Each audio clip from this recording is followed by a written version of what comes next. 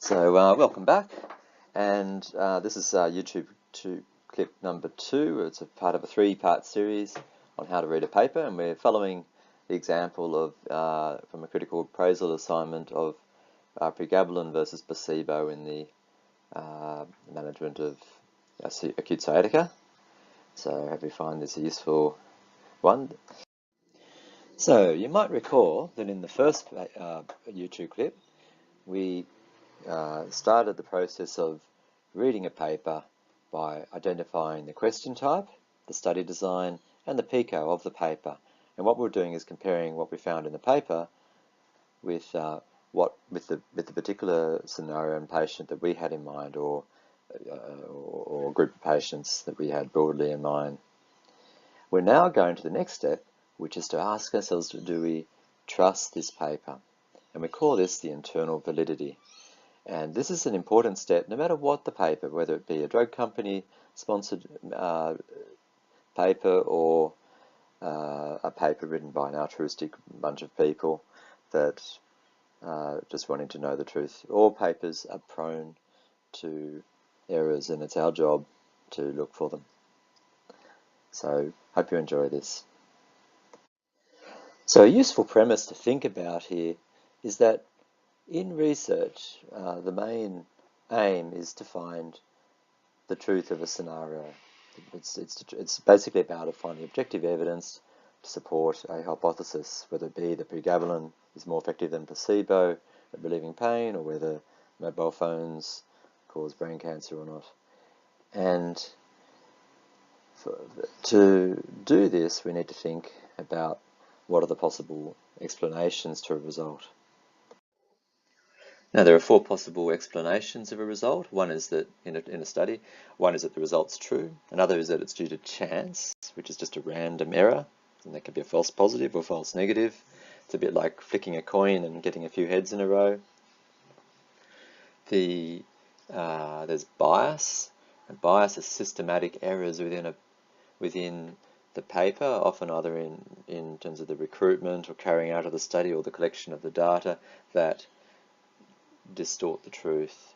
And you can imagine that being like an arrow aiming at a target and the wind putting the arrow off course, the bias being the wind.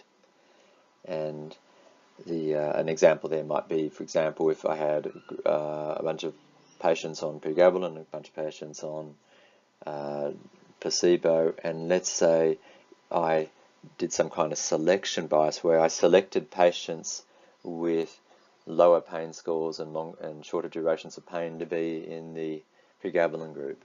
That would be, for example, an example of bias. And then the last group here are unequal distribution of prognostic variables. So an example here would be, let's say I had people on rivaroxaban versus, say, placebo, and wanted to compare the outcome of stroke. If you could imagine, if I had put patients who were on the placebo, let's say just by chance that there were more patients who were older and had previous strokes in the past and had other risk factors for strokes in the placebo group, and the treatment group was younger patients with much lower risk of stroke in terms of their risk factors, you can imagine there's an unequal distribution of factors that may affect the outcome, otherwise known as prognostic variables, and that might affect the outcome. So that's what they are. And we'll go into more detail a bit about them later. Now, what internal validity essentially assesses for is the presence of bias. It also identifies unequal distribution of prognostic variables. And so that is what we're looking for in internal validity. It doesn't assess chance. Chance is something we address in the results section. It also doesn't totally, it identifies unequal distribution of prognostic variables, but we can do things in the results phase to get around those sometimes, depending on what type of factors they are. So what we're really looking at is bias and the identification of an unequal distribution of prognostic variables in. Now, the way we do this depends on what is essentially that we use a checklist. And it's a checklist identifying biases and looking for the presence of unequal distribution of prognostic variables that is specific for that study design and study and question type.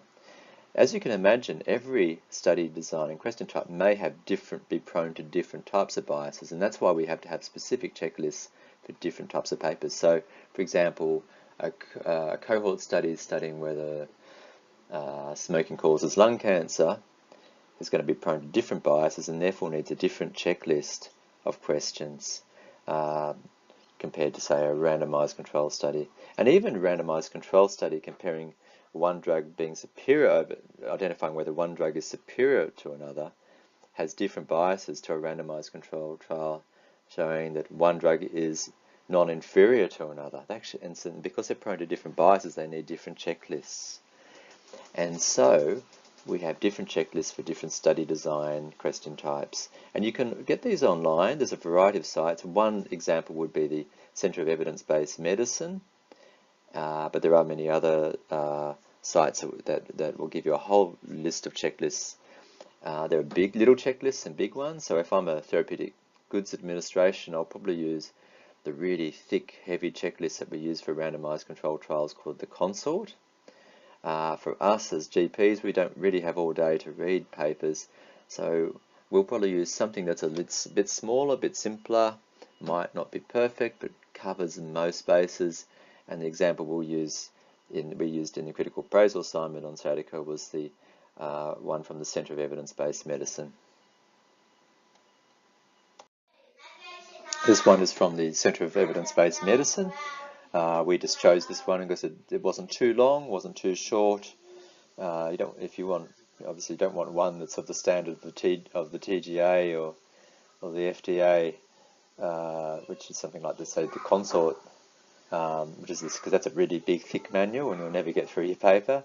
So we've chosen one that's is just the right size for us GPs. So when you look at this paper, you'll notice that you look at this checklist, you'll notice it's a series of questions, and the questions are very specific for a randomized controlled trial, testing superiority.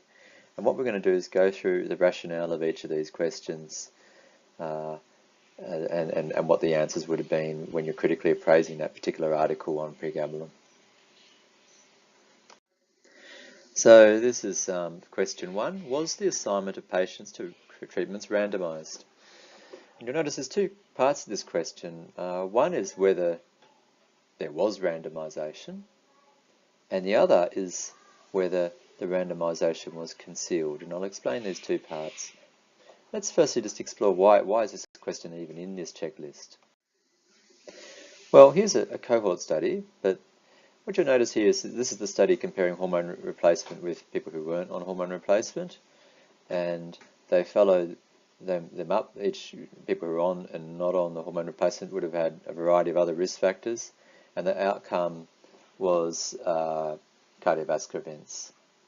And you will notice when you look at the two groups here that there's significant differences in risk factors that might have affected the outcome of cardiovascular events. So you can see here that people who never used hormone replacement were twice as likely to be smokers, twice as likely to be diabetic, and more likely to have hypertension. And the reason there's such big differences here in this, what was a cohort study, is because when you do cohort studies, you're not randomizing people you're not assigning them to hormone replacement and non-hormone replacement, you're just watching them naturally. And part of the problem with this is that there are going to be differences. There are going to be people who don't use hormone replacement are maybe more likely to be diabetic or smokers. And so you get what's in effect confounding a result. In contrast, here is a similar question, hormone replacement versus placebo, with the endpoint being cardiovascular events, except this is a randomized controlled trial. And what you can see here, this is actually a much smaller study. There's much smaller numbers compared to, if you compare it with that cohort study. But simply because of the effect of randomization, you'll notice that just due to randomization, which the variables will be very similar. So you can see here, current smokers, there's 10.5% in one group, 10.5% in the other group, 4.4% of people treated for diabetes in one group, 4.4% in the other group, 35.7% treated for hypertension versus 36.4%. It's really quite remarkable. And now, it doesn't mean all randomized controlled trials do this. The smaller ones won't get the full effect of the randomization, but these large ones, particularly when you get them in their thousands of patients, and it's not bad even when they're just like 100 or more, you'll get this sort of this rather powerful effect. And what's so powerful, and just as an example, look at the systolic blood pressure. 127.6 versus 127.8. Amazing, isn't it? Now, what's so powerful about this is that if you think back to that cohort study before, there is ways when you look at your results where you can adjust for those known risk factors that you measured to somehow still work out whether hormone replacement increases the risk of, or decreases the risk of cardiovascular events. But what you can't do is you can't adjust for the things that you can't measure or you don't measure in the study. And we know that things like exercise levels, ethnicity, and a whole variety of other risk factors are going to have a significant effect on the outcome. I guess I particularly mentioned things like maybe socioeconomic group and exercise, because they're things that weren't measured here.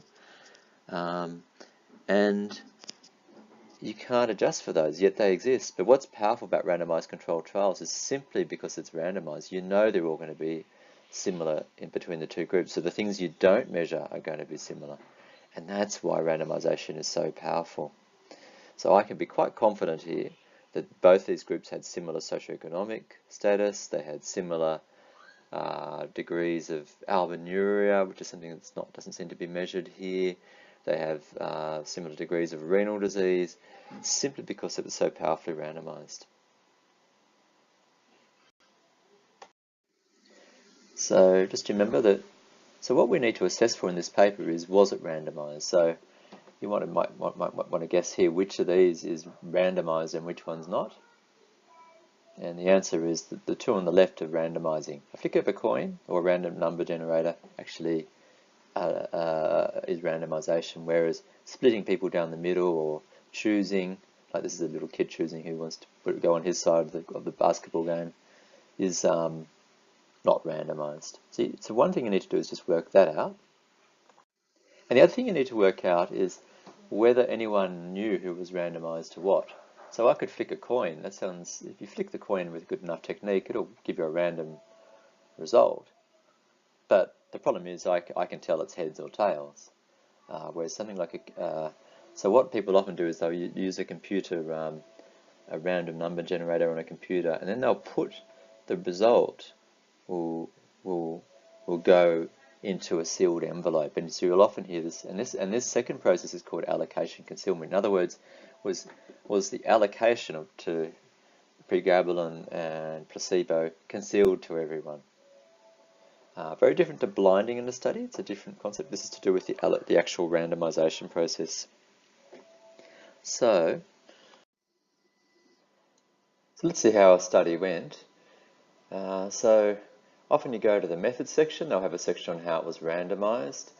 In this case, the key things we want to know is, was it randomized? So it says here that the randomization schedule was generated by an independent investigator by means of a computer-derived random number sequence. Well, that sounds like, yes, it was randomized. Some papers will talk about exactly how they did that randomization. You can do things like simple randomization, block randomization. That sort of detail is probably not so relevant to us reading a paper. It's not that it's not relevant, but it's too fine printish, I think, for us. So I'd really just want you to just work out, is it randomized? The second thing is, was there allocation concealment? In other words, could anyone tell who was allocated to what? And in this regard, they say that once they randomized it by an independent investigator, that it was that the medicines were then put in sealed were packaged in white sealed containers to a central pharmacy according to the randomization supplied to the clinicians, and that everyone was unaware of who was assigned to what. So I think that tells me it was concealed. So in this regard, the paper gets a big tick on the two things that really matter here. Let's go to the next question, question 1b. The next part of it is how well did the randomization worked. If you reflect back to that cohort study on hormone replacement and compare it with the randomized control study, you'll notice that the baseline characteristics were remarkably similar in the randomization, whereas if randomization doesn't work, they'll be quite different. And so that's what we want to look at next. Now there is a comment here. You have to bear in mind no checklist for internal validity is perfect, and this one does make this comment that there should be some indication of whether there's differences between the groups. So the groups are on pregabalin and those are not, and comparing it with p-values. We don't actually do that anymore. That's been discouraged because it's been shown not to actually do what it says it's doing. So all you just need to do is eyeball the groups and see, are they different? So let's have a look. So where you go to here is what's called the baseline characteristics, and it's we're found in what we call, usually it's called table 1. Sometimes there's an overflow into table 2, and what you're doing here is initially working out, did the randomization work well? So you're just comparing each heading here to see how similar they were. So here we've got sex, 62.3% versus 48.5%. We've got age, 52 compared to 55.2. Dermatomal pain, 93 versus 82. So I just keep on going down this line. And what I'm looking at is just how similar they are. And as I said, it's an eyeball thing. You can't really use p-values to compare them because often the numbers here are too small between the two for p-values to be useful. So, and what I'd say in this case is that it's acceptable. It's not perfect. They're not too dissimilar. And what that tells me is that factors that we didn't measure are probably going to be similar. They're probably going to be a little bit off, but not too bad. So I'd say this randomization is acceptable. Is it as good as that hormone replacement study? Of course not, but it's not bad. And that's typically what you see in these studies of around 100 group patients in each group. So that's the first factor. The second thing I do is I look at this table with view to what I think to myself, what variables would have affected the primary outcome if they were unequal in their distribution between the treatment and placebo groups. So I think, okay, the primary outcome here was leg pain at 8 weeks. So I think to myself, well, I think clinically the length that the pain had been present from could be a variable if it was different between the two groups. The severity of the pain at baseline would be very relevant. I would argue that the degree of neurological disease maybe could be relevant. I'd be thinking about that pain detect score, which is that measure of how neuropathic the pain is. That maybe if one group was much more neuropathic in the nature of the pain compared to the other, that might affect how pregabalin would work. So they're the kind of things, and maybe the other one would be mental state, a mental component. So I have those, as a clinician, I think of those factors. And then what I do is I look at those and see, are those factors all in here and how similar were they? And are any of those factors that I had in mind missing? And the idea is you're just looking at them to see if the prognostic variables that really matter to your primary outcome, how different they are. And in this case, yes, the pain detect scores are fairly similar. The length of the duration of pain and severity are fairly similar. They're not exactly the same, but they're roughly the same. Mental components very similar. And there's some degrees of neurological deficit that are all here. So the things that I clinically think are relevant, prognostic variables or factors that are going to affect my outcome, in other words, I think are all in here, and they're all reasonably similar but not perfect. And so there's a slight unequalness of prognostic variables. So that's how we work out that thing about there being slight differences of whether the prognostic variables are different or not.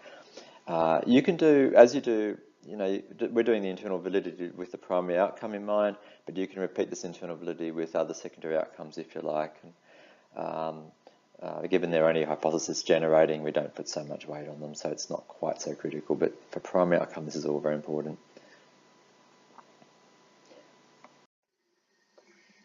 So let's go to the next question, which is, aside from the allocated treatment, were the groups treated equally? So what this is getting at is, okay, I've randomized people to pregabalin or to placebo, but what if all the people who got pregabalin also got some other drugs that could affect pain, and the other group didn't get it? Would that, and that you can imagine that would distort the truth. That could be a bias. So let's see how we look at this. Again, you go to the methods to see what they propose to do, and then you go to the results to see if there's any comments about what happened in reality. So this is from the methods thing, and it says here that patients were allowed to get additional medical care if deemed suitable by the trial clinician, and that could include physical therapies, and it could also include analgesic medications, except for adjuvant analgesic agents, which are the neuropathic drugs in this case. And they would be prescribed according to the WHO pain ladder. So yes, it is possible that one group got more physical therapy or NSAIDs or paracetamol than the other group, and maybe even opiates. It doesn't really, but it says here then what they weren't allowed to prescribe. So we know that there was not going to be any unequal distribution of anti-epileptic medications, SSRIs, SNRIs, tricyclics, topical lidocaine or benzos, and they weren't allowed to have interventional procedures. So you had this. So yes, it is possible it could have an impact. So what the study does is you then look to see, well, was there a difference in the adjuvant therapies? And so some studies will say, well, this percent got opiates and the other group didn't get any opiates, or they might tell you, what adjuvant therapies each group got, so you can make a judgment call. In this study, they don't do that, which is, I guess, a possible criticism. They do make this comment that they looked at people who had adjuvant therapies, so those who got additional medication for pain, and notice that 72.5% got it in the pregabalin group and 66% in the placebo. And what they did is in the results they do some subgroup analysis of just this group to see if there was any differences in outcome as a result of this factor. So yeah, maybe at least they've made some attempt. Maybe the subgroup analysis, I don't know whether that is quite adequate to account for this, but at least it gives you a feel that that it's probably not not going to have that big an impact, because they've at least tried to address it in some way. The next question is, were all patients who entered the trial accounted for, and were they analysed in the groups they were randomised, which is otherwise known as intention to treat? So one of the things about the power of randomisation is very powerful, but one of the things that jeopardises randomisation is where people suddenly drop out from one group and not the other. So let's say the people with the pregabalin, that some of them had such terrible side effects they pulled out of the study, but we don't know what happened to them, and they weren't analysed. Well, that might make pregabalin look better than it is, because those groups aren't counted in the results. So that's sort of the idea. Or if let's say a whole bunch of people were killed in a bus after randomisation, well, but in the other group they weren't. Ironically, that will actually affect your randomisation. So losses to follow-up, no matter what the reason, no matter how good, can adversely affect the power of a randomised control study. And so that's what we're looking at in this part. So let's have a look. Usually, so just to get that concept through, the idea is you have a bunch of people. they meet the inclusion-exclusion criteria, they sign up to the study, they then get randomized to treatment or control, and then a number of outcomes can happen, which are in this green box here, and then you measure the primary outcome of the study, and what you are hoping is that not too many people dropped out. Now, if you're looking at a secondary outcome of the study, well, then you just got to do the same thing up to the timing of the secondary outcome. But here, because we were initially really interested in primary outcomes, we just do this till then. So if there was losses in subsequent follow-up after the primary outcome, they don't count. They're not considered losses from the primary outcome point of view because that primary outcome has already been reached. So we're just looking between those two. So how did this study fare? Well, usually there's a flow chart that tells you what happens. So, and you can see here that people were assessed, some didn't meet the criteria or didn't want to go in the study. They then got randomized. So there was 181 group, 101. So what you're looking at is, okay, that's the number that were randomized. And then you're going to the primary endpoint, which happens to be the 8-week leg pain score, which is here.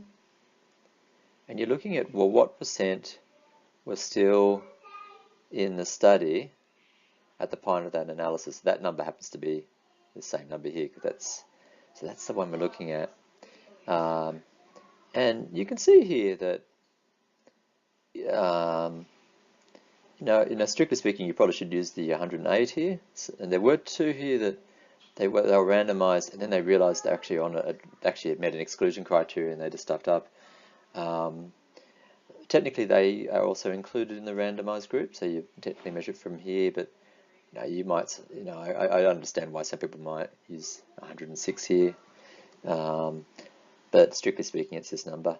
So, and anyway, the number you get is roughly still, you find that the dropout rates are well above 90%, are well above, much less than 10%. Anything less than 10% is very good. Any dropout rates of 20% or more are bad, like really bad. The other thing you can look at is, well, is that, okay, there was a dropout rate, but what was the reason they dropped out? So we know that 2 were excluded due to stuff up in the randomization. Well, that's unlikely to affect things too much. We know that 15 discontinued the intervention in this group and 14 on that group. And what you notice is the groups are similar. 9 withdrew consent here, 7 consent here, 6 lost to follow-up here, 7 lost to follow-up there. So what you're finding is that number one, there was less than 10% loss, and on top of that, they're pretty equally distributed in terms of the reasons why. So this study gets a definite big tick here. The next question is, the last question really is, were the measures objective, and were the patients and clinicians kept blind to which treatment the treatment that was being received? Both of these are important. The first one is measures objective. So objective things are like death. Something that is a hard measurement. It's not going to be influenced by things like placebo effect or unlikely to be affected by placebo effect or by the clinician's judgment call on whether a condition exists or not, the outcome exists or not. So in this case, the primary outcome was pain score over 24 hours, which is based on a 0 to 10 rating. You'd have to say that that's pretty subjective. Now, the relevance of that is the more subjective, the more important it is that the clinicians and patients are blinded to which treatment they're receiving. Because pain, for example, is very subjective to placebo effects. So simply knowing you're on the effective drug will give you a 30-40% reduction in pain, because your brain and nervous system and your cognitions has a great impact on pain scores. So that tells us it's important. So here's the catch: was everyone blinded to which treatment was being received? This is where we often go to you both go to the methods and the treatment and the results section. If you look at the methods section, it says all the research staff, statisticians, trial clinicians, and patients were unaware of trial assignments during recruitment and data collection and analysis. So that's sort of, I guess, so part of that was to do with the allocation of concealment, but part of it is that they were kept unaware of what medication they were on. But the problem is, if you think about it, pregabalin gives you side effects as drowsiness, dizziness. It's not going to be that hard. You wouldn't think it would be that hard to tell compared to taking a placebo. And so there's your problem, is that probably the patient is aware, and probably the clinicians are aware simply because the patient comes in drowsy. And given this is a subjective outcome, this could be a big problem in this study. So what studies do to get around this problem is they often ask people at the end of the study, could they guess which medication they were on? Were they on the placebo or the pregabalin? And that's often a critical thing that can be done. So we look for that here, and you'll notice that you'll find this often in the results section because it's a result, and it's and you see down the bottom here it says nearly 2/3 of patients in each group were reported as extremely satisfied or satisfied with the trial regimen. So they're similar in that regard. So that's good because they're probably that satisfaction might relate to your placebo effect. And also there was a lack of awareness of which group they were assigned to was maintained. So when they basically asked patients at the end of the study to guess what they were on, and 48% were unaware and 23% incorrectly guessed.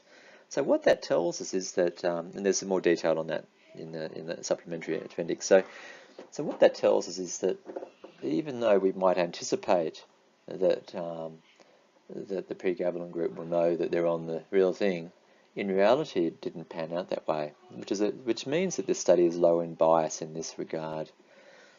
So what we've done is looked at a study from the point of view of its internal validity, which is where you really focus on the presence of bias, and also get an idea if there's an unequal distribution of prognostic variables.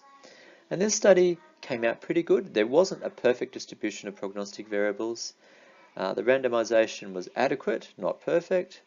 We're not entirely 100% sure whether there was one group got more additional therapy compared to the other, but in their subgroup analysis, which is their attempt to get around that, they didn't think it was going to make much difference. We know that there's it is a very subjective outcome, but the blinding was quite well maintained, and we know that there weren't many losses to follow up and good maintenance of intention to treat. So that really leaves us with to go into results. And in results, we're going to then look at the result, whether the result could be due to chance. We're going to probably make sure the result has been adjusted for any unequal distribution of prognostic variables. And then we're going to look at having ascertained the relevance of those, we're going to then look at the result and try and make it clinically meaningful. So we'll see that into the next, and then we'll look at, I think, the Bradford Hill criteria, and we'll do that in the next YouTube clip, and go then, yeah.